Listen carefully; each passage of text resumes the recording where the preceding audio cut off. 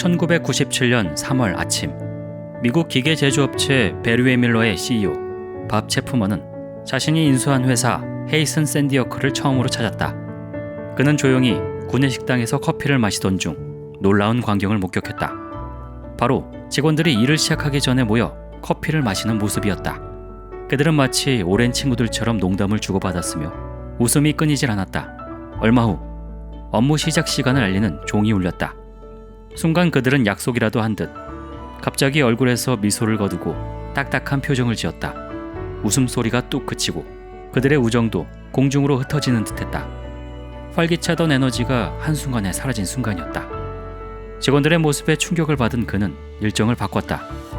인수한 회사에 대한 재무 상황을 보고받는 대신 직원들의 이야기를 듣기로 했다. 그는 최근 3개월간 해외 파견 근무를 마치고 회사로 돌아온 론 캠벨을 불렀다. 론 캠벨은 이 회사에서 27년간 근무한 베테랑이었다.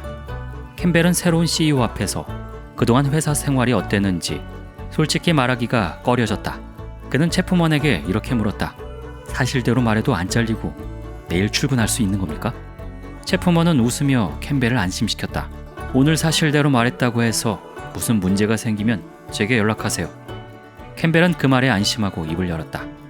저는 공장 근로자이지만 엔지니어나 회계사처럼 사무실에서 일하는 직원과 똑같이 출근해 똑같은 문으로 들어옵니다. 그런데 사무실 근로자들과 저는 하늘과 땅 차이입니다. 그들은 아무 때고 음료수나 커피를 마시고 원하는 시간에 쉴 수 있어요.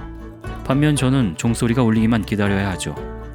또 아침에 출근해서 출근 카드 한번 찍고 점심 먹으러 갈 때 찍고 돌아와서 찍고 퇴근할 때 또 찍습니다. 파견 근무를 마치고 돌아와 공장에 들어오는 순간 모든 자유가 한 번에 사라지는 느낌이었습니다. 마치 일거수일투족을 감시당하는 기분이에요. 캠벨의 이야기를 다 들은 체프먼은 인사과장을 불러 출퇴근 기록기를 전부 없애라고 지시했다. 종소리를 없애고 예비용 기계 부품을 보관하기 위해 사용한 철창과 자물쇠도 없앴다. 직원이라면 누구든 필요한 부품이나 도구를 직접 가져다 쓸 수 있도록 허락했다. 이제 누구든 회사의 모든 장소에 자유롭게 출입할 수 있었다. 공장에서 일하는 생산직이든 사무실에서 일하는 관리직이든 모두 공평한 대우를 받게 됐다. 이것이 바로 회사의 새로운 기본 방침이었다. 단순한 일터였던 회사는 조금씩 가족적인 분위기로 바뀌기 시작했다. 한 번은 페인트 관련 부서에서 일하는 직원의 가정에 큰 일이 생겼다. 당뇨를 앓던 아내가 다리를 잃을 위기에 처한 것이다. 직원은 아내를 돌봐야 했지만 시간제 근로자로 어렵게 사는 터라 당장 한 푼이 아쉬운 마당에 일을 쉴 수 없었다. 그런데 놀라운 일이 일어났다. 누가 시키지도 않았는데 동료들이 자신들의 유급 휴가를 그에게 넘겨주어 그가 며칠 더 쉬도록 돕겠다는 계획이었다. 회사 역사상 이런 일이 일어난 적은 단 한 번도 없었다. 게다가 명백히 사규에 어긋나는 일이었지만 문제를 제기하는 직원은 없었다. 그들은 결국 총무부의 도움을 받아 계획대로 동료를 도왔다. 이후 직원들은 개인적으로 어려운 일이 생기더라도 동료들이 발벗고 나서 도와주리라 믿었다. 이뿐만이 아니었다. 예비용 부품과 도구를 보관하던 철창과 자물쇠가 사라진 지 10년도 넘었지만 그동안 절도 행위는 거의 없었다. 직원들은 기계도 더 소중히 다뤘다.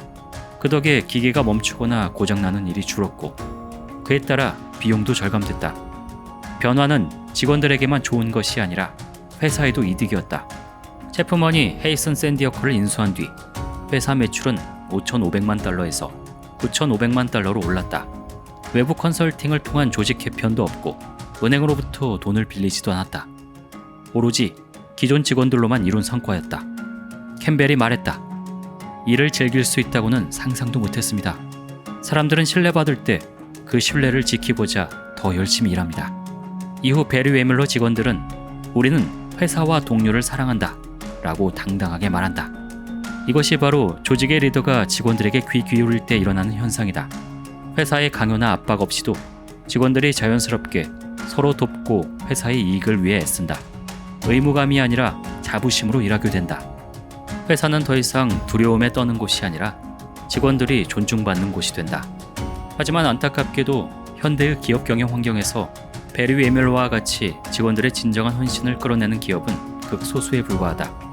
기업 실적은 주가에 크게 좌우되고 기존 기술이나 사업 모델은 신기술이라는 위험이 등장하면 하루아침에 구식이 되기도 한다. 실적 기대치를 맞추고 생산 능력을 확충하라는 외부 압력도 기업에 가해지는 위협이다. 이 와중에 직원들을 위한 조직 문화를 만든다는 건 수치로 측정 가능한 성과가 나오기도 어렵고 자칫 방만하다는 말을 듣기 십상이다. 밥 체프먼 역시 헤이슨 샌디어크를 인수하기 전까지만 해도 기업 경영이란 재무제표로만 평가할 수 있으며 직원은 재무 목표를 달성하는 데 필요한 자산 중 하나일 뿐이라고 생각했다. 그랬던 그가 구내 식당에서 지켜본 직원들의 모습을 계기로 달라진 것이다. 체프먼은 회사를 매일 아침 출근하고 싶은 곳으로 만들 원동력은 이미 직원들에게 있다는 점을 깨달았다. 직원들이 자기 생각을 솔직히 털어놓을 수 있도록 편안한 분위기를 만들고 그들 스스로 회사의 발전을 인식하고 자축할 수 있는 환경을 조성했다. 이를 기반으로 체프먼의 진정한 인간적 리더십이 탄생했다. 세계적 리더십 전문가 사이먼 시넥은 기업의 성공과 실패는 경영자의 판단력이 아니라 리더의 탁월함에 달렸다고 강조한다. 기업을 장기적으로 존속시키려면 좋은 경영을 펼치는 것으로는 부족하다. 위대한 성공을 거둔 기업, 경쟁자를 압도하는 기업, 직원들의 충성도가 높고 이직률이 낮은 기업에서 하나같이 나타나는 현상을 알고 싶다면 책 리더 디퍼런트에서 그 길을 살펴보자.